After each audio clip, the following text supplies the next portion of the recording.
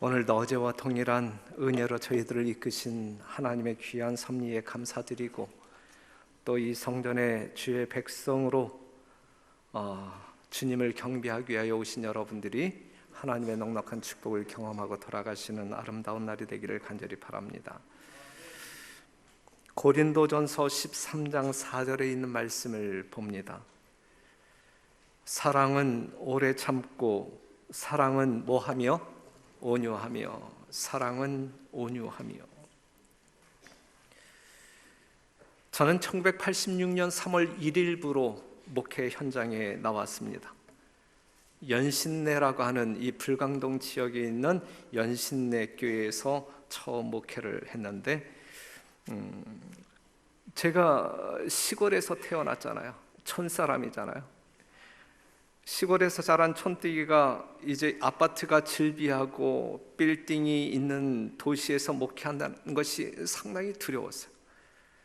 더더군다나 어렸을 때부터 신앙을 한 것도 아니어서 들은 풍월도 없고 성경 지식도 없고 설교 경험도 없고 성경을 가르쳐 본 경험도 없는 나에게 숨이 꽉 막히는 그러한 시작이었습니다. 바로 그때에 이제 한 가지 기도와 한 가지 결심을 했는데, 한 가지 기도라고 하는 것은 소명에 대한 확인이 필요했어요. 정말 하나님께서 나를 이 목회 현장에 목회자로 쓰실 것인가. 그래서 어떠한 기도를 드렸냐면, 하나님, 제가 목회 시작하기는 시작하는데요, 정말 내가 다른 영혼들에게 성경을 가르쳤을 때에 그 영혼이 회심하고 침례를 받을 수 있을까요? 만약에 제가 이 목회 현장에서 누군가를 가르치는데 그가 예수님을 영접하고 침례를 받겠다라고 결심한다고 하면 하나님께서 저를 이 현장에서 쓰실 것을 제가 분명히 믿겠습니다. 그러한 기도를 드리고 이제 며칠이 지나갔는데, 제가 이제 이렇게 길거리에서 만난 그러한 구도자도 아니고, 다른 어떤 그 성도들이 모시고 와서 소개한 구도자도 아니고, 어느 날 중년 부인이 사택문을 놓고 했어요.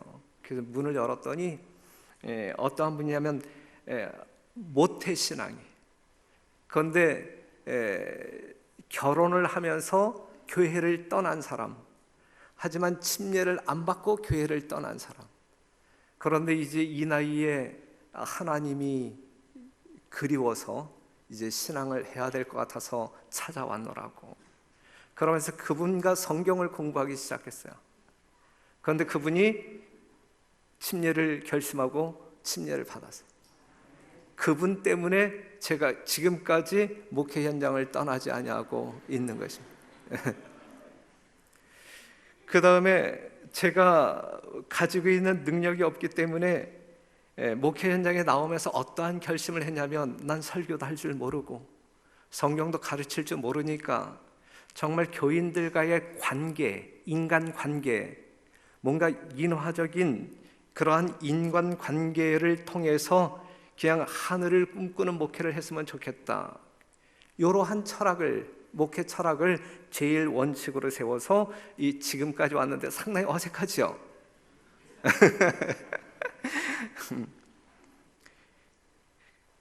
그런데 이제 교회에 부임받아서 가게 되면 저에 대한 첫인상이 좋지 않아요. 좋지 않아요. 직접적으로 이야기하는 사람은 이제 뒷날 가서 이제 직접적으로 이야기하면, 맨 처음에 이제 교인들끼리 막 서곤서곤 되는데 눈매가 매섭게 생겼고 깐깐하게 생겼고 까칠하고 이러한 평가를 받거든요. 그런데 이러한 평가가 완전히 뒤바뀌는 데 소요되는 시간이 얼마나 걸리냐면, 100명 이하 교회는 2주 만에 달라져요. 그 다음에 100명 이상에서 200명 미만 교회는 한 달 정도 걸려요. 한 달 정도. 이제 보름 정도 지나고 한 달 정도 지난 다음에 이제 들리는 이야기는 뭐냐면, 보기와는 다른데 이제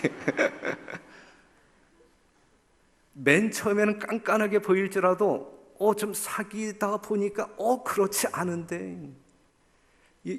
그런데 지금 이 별내교회 와서는 아직도 저를 깐깐하게 보는 사람들이, 아주 까칠하게 보는 사람들이 있는 것 같아요.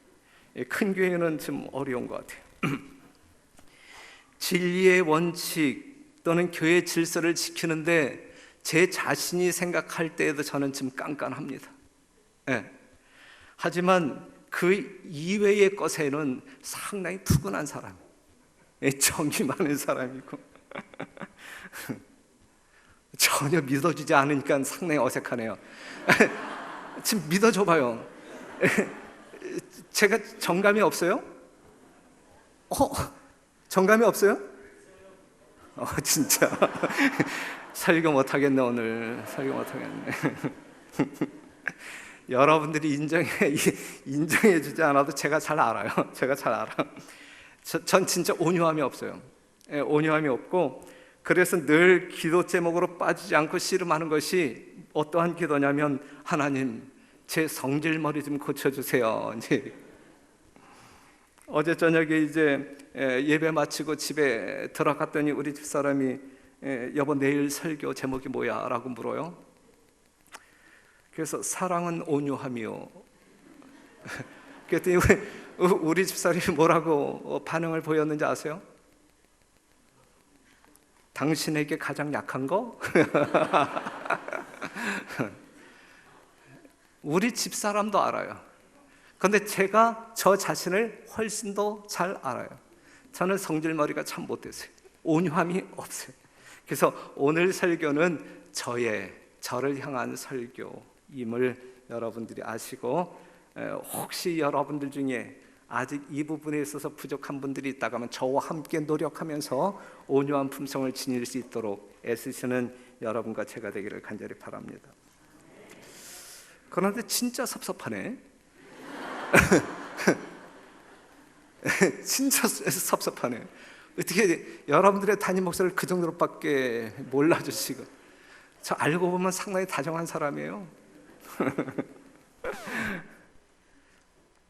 사랑은 온유하며 그랬는데, 요것의 원어적인 의미는 이제 크레스토스, 유용한, 은혜로운, 친절한, 이러한 의미예요. 온유하다라고 하는 말이 대부분의 영어 성경에서는 친절이라고 하는 단어로 해석이 많이 되었습니다. 친절과 온유, 그냥 동의어로 이해를 해도 문제가 없을 것 같습니다. 남에게 도움이 되도록 선을 행하는 것, 그것이 온유함이라고 말할 수가 있는데, 그런데 사랑은 온유하며라고 이야기할 때에 그 동사가 현재형으로 쓰여졌어요. 이 온유함은 끊임없이 이 현재적인 시간 속에서 이루어져야 할 품성 중에 하나다라고 하는 사실을 말하고 있는 것입니다. 증언보감 3권에는 이렇게 기록되어 있는데, 온유는 기쁜 마음으로 고통을 당하고 시련을 견디는 귀한 은혜이다. 온유는 참을성이 있고 모든 형편 아래서 행복하기를 힘쓴다. 온유는 항상 감사하고 심령으로 하나님께 찬양하고 자신의 축복된 노래를 지니고 있다.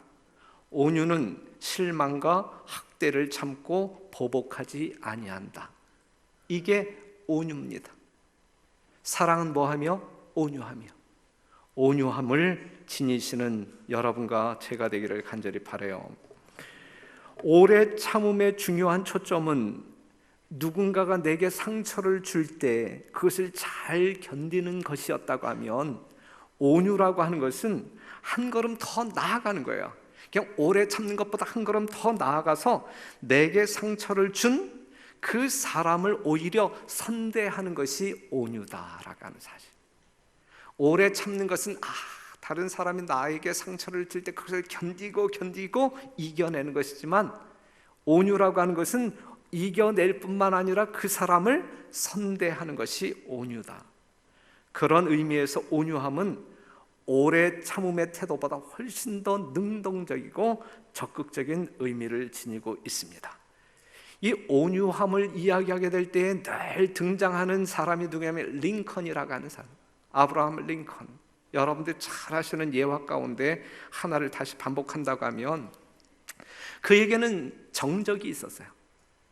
집요하게 이 링컨을 괴롭혔던 사람 중에 누가 있었냐면 스탠턴이라고 하는 사람이 있었어요. 신문지상을 통해서 링컨은 교활한 어릿 광대다 이렇게 모함을 했고, 공중석상의 연설에서는 오리지널 고릴라, 그래서 여러분은 고릴라를 보러 아프리카에 가실 필요가 없습니다. 일리노이의 스프링필드에 가면 멋진 고릴라를 감상할 수 있습니다. 이런 모욕적인 언사를 아주 강하게 했어요. 그런데 이제 후일 링컨이 내각 강요를 이제 임명할 때 거기에 누구의 이름이 있었냐면 스탠턴이라고 하는 사람이 있었어요. 국방부 장관으로 내정했어요. 그랬을 때 많은 사람들은 흥분해서 링컨에게 묻죠. 어떻게 그럴 수 있느냐? 어떻게 그럴 수 있느냐? 그때의 링컨은 묵묵하게 그 자리에는 그 사람이 적임자요, 이 한마디만 했어요. 링컨이 암살되어 그의 시체 앞에 수많은 사람들이 이제 곡을 하지만 그때 스탠턴이 뜨거운 눈물방울을 떨어뜨리면서 꿇어 엎드려 이렇게 고백했어요. 여기 세계가 지켜보았던 사람 중 가장 위대한 지도자가 누워 있노라 그랬어요. 온유함의 반대 개념은 복수 혹은 원망이라고 할 수 있습니다.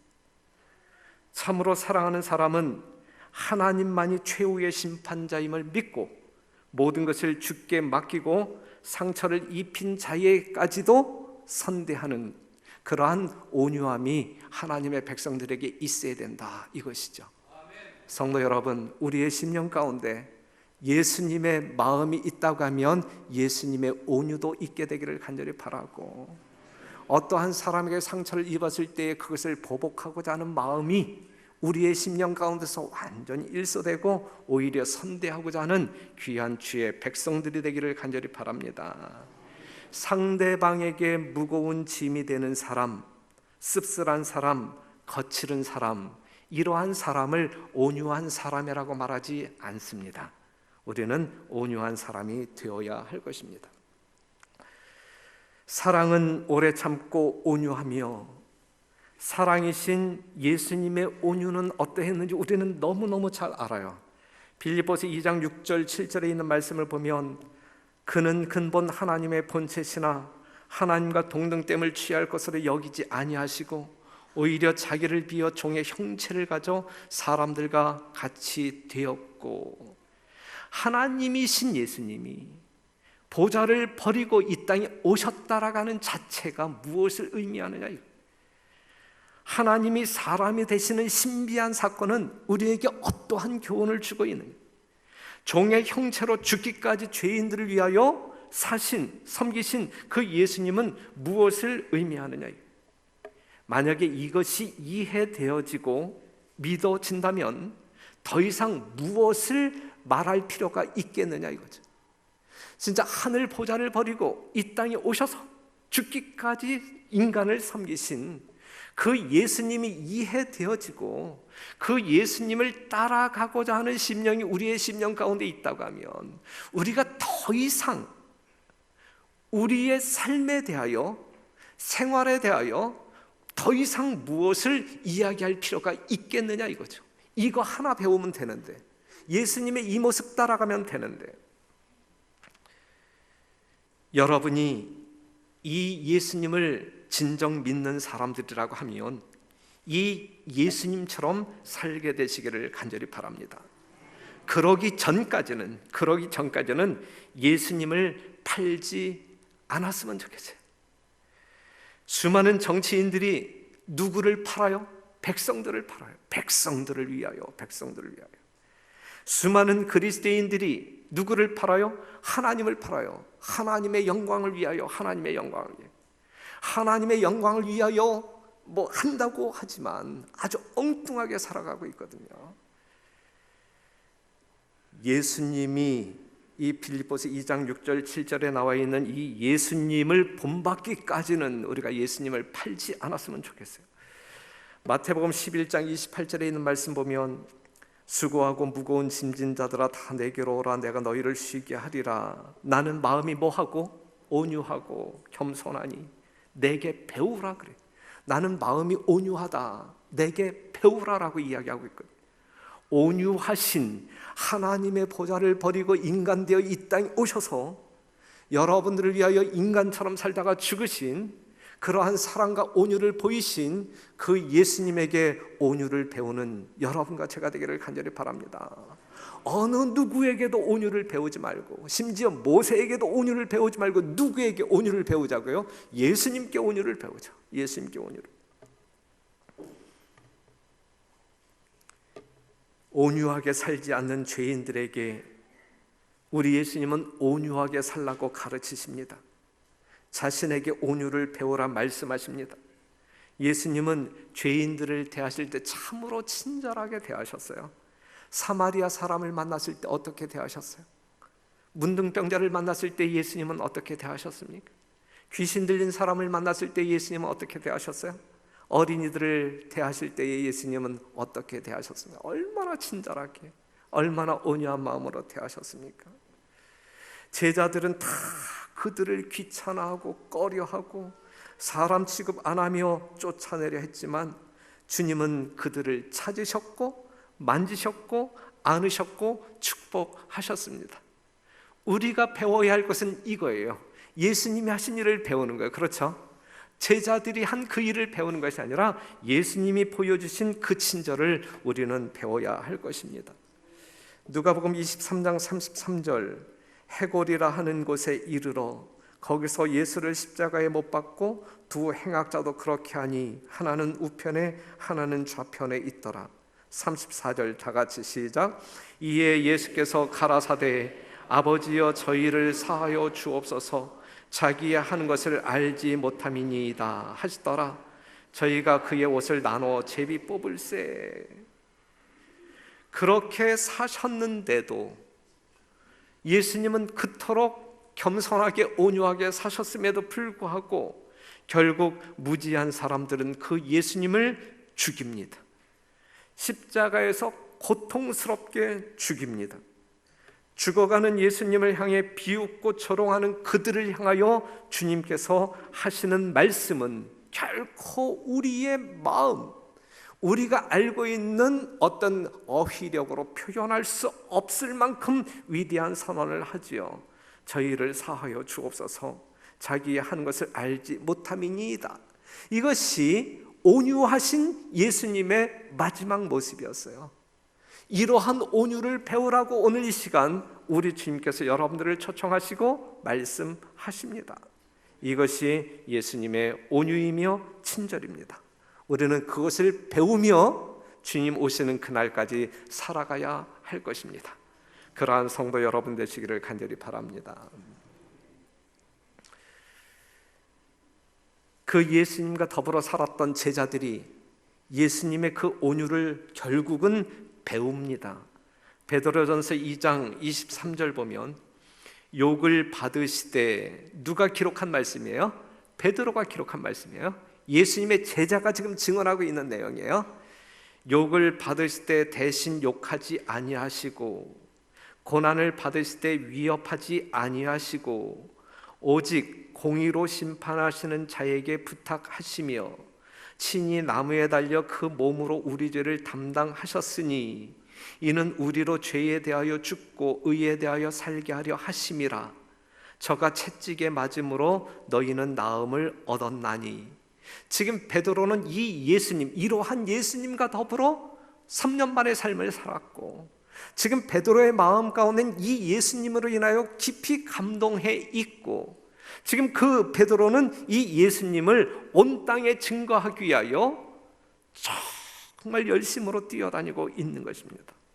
이 당시 예수님 부활하신 이후 제자들은 깨달았어요. 어떠한 예수님을 깨달아요? 이러한 예수님을 깨달았단 말이에요.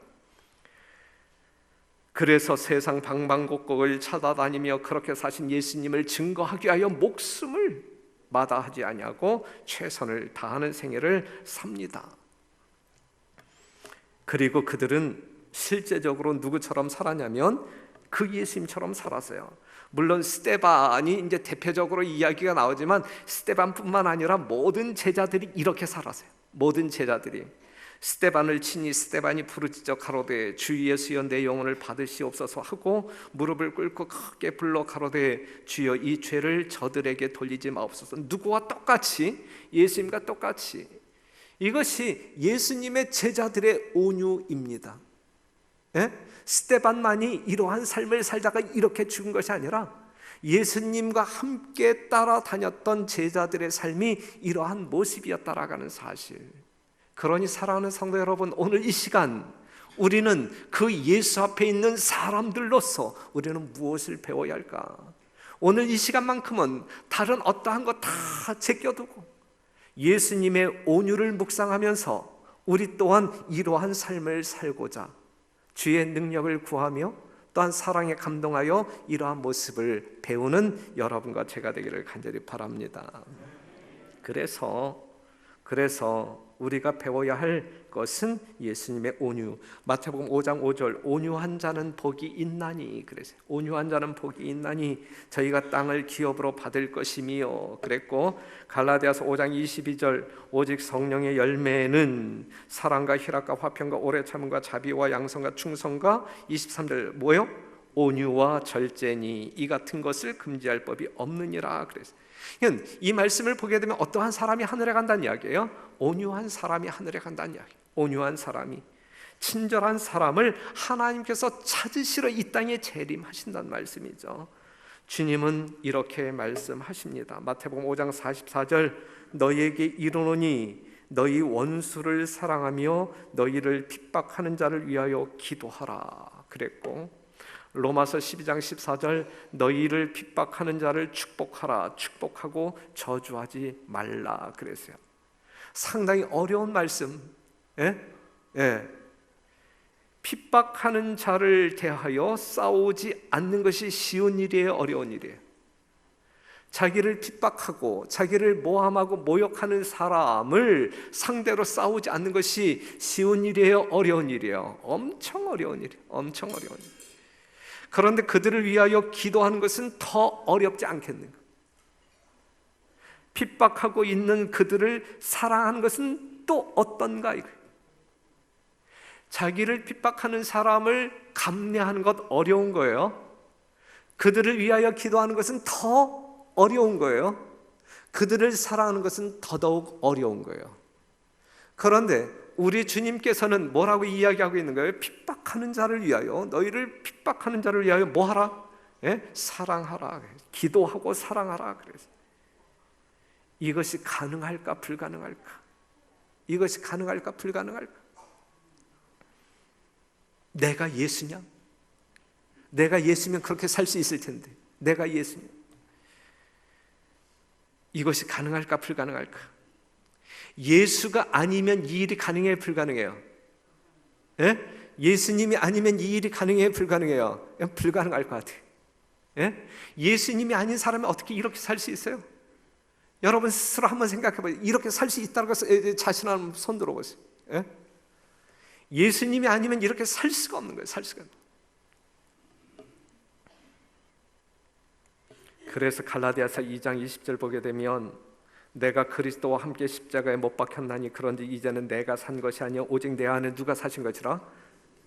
내 안에 그리스도가 살아 계시다고 하면 우리가 이 일이 가능해요, 불가능해요?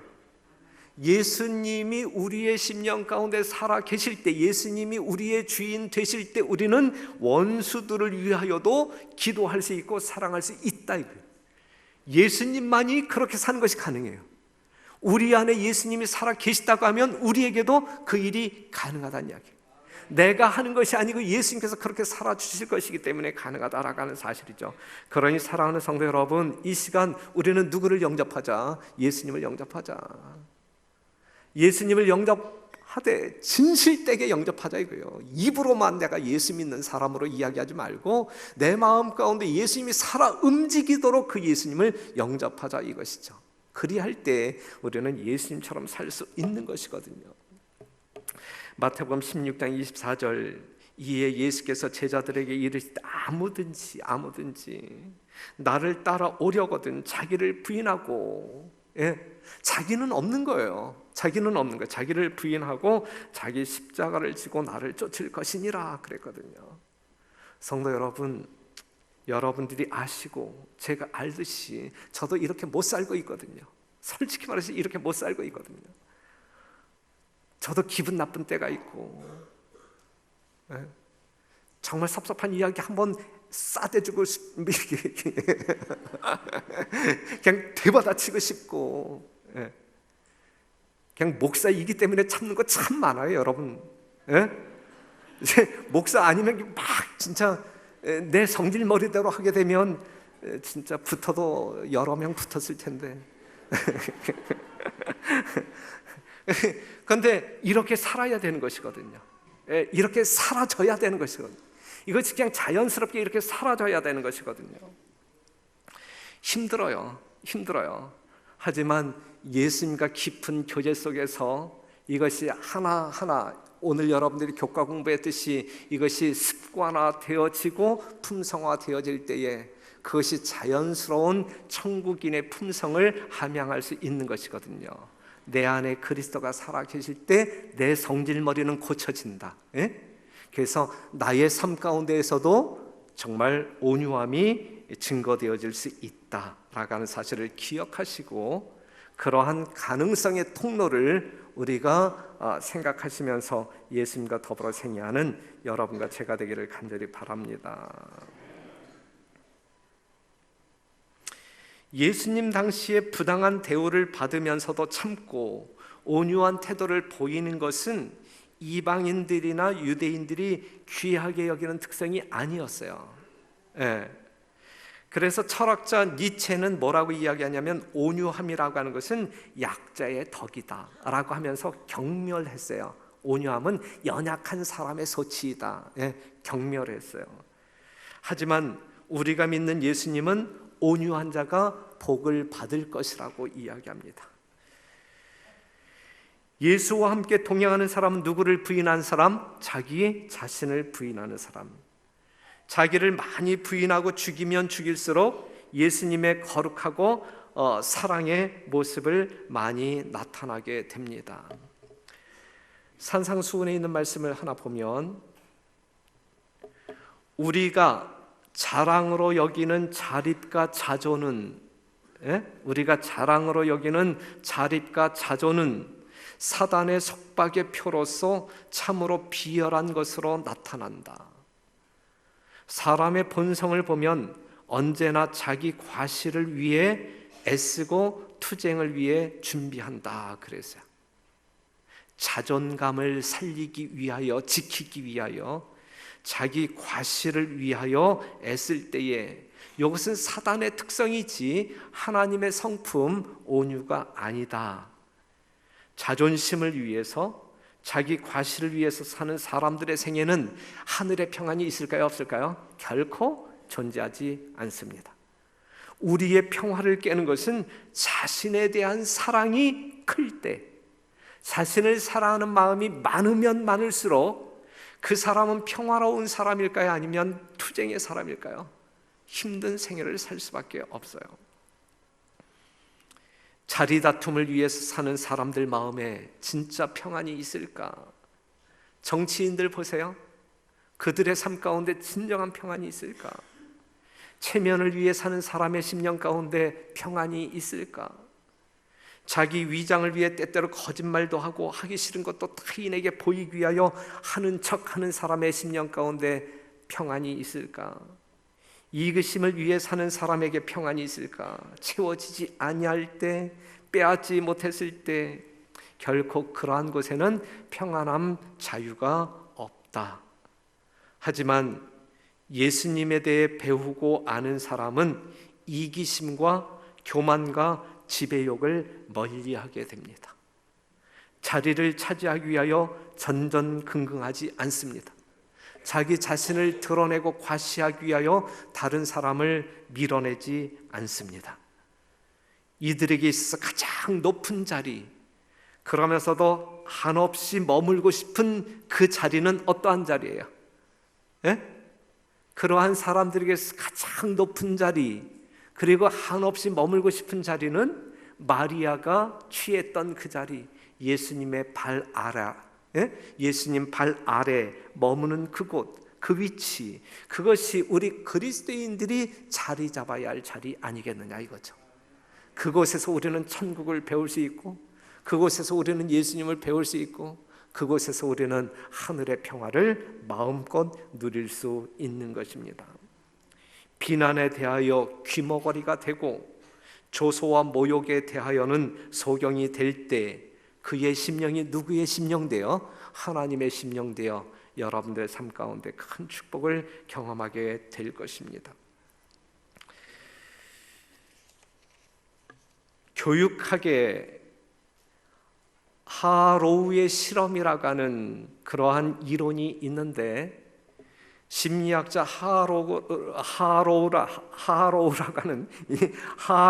하는 그 교수가 실험을 했어요. 어떠한 실험을 했냐면 모형 원숭이, 어미 원숭이를 만들었는데, 한 원숭이는 그 철사로, 뭔가 이렇게 철사로 그 엄마 원숭이를 만들었고, 또 하나의 원숭이는 이제 그렇게 형태를 만들어서 그 따뜻한 두꺼운 천으로 이제 이렇게 만들었어요. 그리고 그 가슴에다가 우유병을 놓고 그 다음에 이 젖꼭지를 이제 만들어 놨는데, 그리고 이제 새끼 원숭이들을 쫙 풀었어요. 풀었는데 첫날 이 원숭이 새끼들이 이제 그 우유병을 빨았어요. 우유병을 그 철사로 만들어진 거기에 가서도 빨고, 그 다음에 천으로 만들어진 거기에 가서도 이제 빨았는데 그 별다른 어떤 그 차이점이 없었어요. 그런데 그 다음 날 또 원숭이 새끼들을 풀었는데 이 철사로 만든 이 어미 원숭이에게 담겨져 있는 젖병으로 가는 새끼들은 거의 없었다. 이것을 통하여 얻은 교훈이 있다고 하면 인간관계도 마찬가지다. 사람들도 자기 기준에 맞춰서 모든 것을 일방적으로 판단하는 날카롭고 딱딱하고 매정한 사람보다는 부드럽고 온유한 사람을 서로 착곤한다. 부드럽고 온유한 사람에게 친구가 있고 이웃이 있게 마련이다. 하지만 냉랭하고 차갑고 까칠한 사람에게는 뭐가 없어요? 친구가 없다. 이 담임 목사하고 성도들이 같이 식당에 가게 되면 제 주변에 사람들이 없어요. 다들 3보 이상 떨어져서 다른 상에 다 앉지 제 옆에 오는 사람들이 없어요. 참 까칠한 목사야. 그래서 저는 회개할 게 참 많아요. 회개할 게 많고 아직도 고쳐야 할, 정말 닮아야 할 부분들이 참 많이 있어요. 사랑하는 성도 여러분, 그 인도의 성자라 불리는 인도 해방 운동자 누가 있어요? 간디. 참 이 그리스도인 냄새가 물씬 풍기는, 배울 것이 참 많은 사람이죠. 어느 날 이 사람이 이제 기차를 기다리고 있었어요. 여러분들 다 아는 이야기예요. 기차를 기다리고 있었는데 이제 기차를 기다리면서 다른 사람과 아주 이야기하는 일에 열중합니다. 기차가 왔는지도 몰라요. 기차가 떠날 때쯤 알았어요. 그래서 불이 나게 아주 급하게 기차에 오르죠. 오르다가 신발 하나가 벗겨졌어요. 신발 하나가 이제 플랫폼으로 떨어졌는데, 요 당시에 인도에서는 이 신발이 참 귀했어요. 일반 평민들이 참 신기 힘든 그러한 신발 하나가 떨어진 것을 확인한 이후에 이 간디가 자기 발에 신겨져 있는 신발을 벗어서 던져버렸어요. 그랬을 때에 그 이유를 사람들이 묻죠. 이제 주변에 있는 사람, 그 귀한 신발 하나라도 건지지 왜 그것을 버리느냐. 그랬을 때에 한번 생각해봐라. 누군가가 이 버려진 신발 한 짝을 주웠는데 그 신발 한 짝을 주순들 그 사람이 그것을 쓰겠느냐. 나에게 남은 이 신발 한 짝, 내가 이거 쓸 수 있겠느냐? 그렇기 때문에 던져주고 누군가가 그 두 개의 신발을 다 찾아서 활용하면 얼마나 유익하겠느냐. 이게 이제 이 간디가 보여준 이 너그러움, 온유함, 그것을 보여주고 있는 것이. 여러분들은 어떻게 사실래요? 예? 여러분들은 어떻게 사실래요? 사랑하는 성도 여러분, 요한복음 13장 4절, 사랑은 뭐하며? 온유하며. 우리 별내교회 성도들은 누구를 믿는 사람들? 예수님을 믿는 사람들. 예수님께서는 여러분들에게 뭐라고 말씀하셨어요? 나는 마음이 온유하다, 내게 와서 배우라 그랬어요. 오늘 이 시간 우리는 무엇을 배우자? 예수님의 온유를 배우자. 하늘 보좌를 버리시고 이 땅에 오셔서 여러분들을 살리기 위하여 죽기까지 복종하신 그 예수님의 온유를 배우자. 나를 핍박하는 자가 있을 때 그를 위하여 선대하고 기도하고 그를 사랑할 수 있는 예수님의 진정한 사랑이 우리에게 있다고 하면 예수님 언제 오실까요? 예? 예수님 언제 오실까요? 그 순간에 오시지 않겠습니까? 우리 별내교회 모든 성도들이 그러한 생애를 살 수 있을 때 바로 그 순간에 여러분들이 그토록 오매불만 기다리는 예수님이 임하시지 아니할까?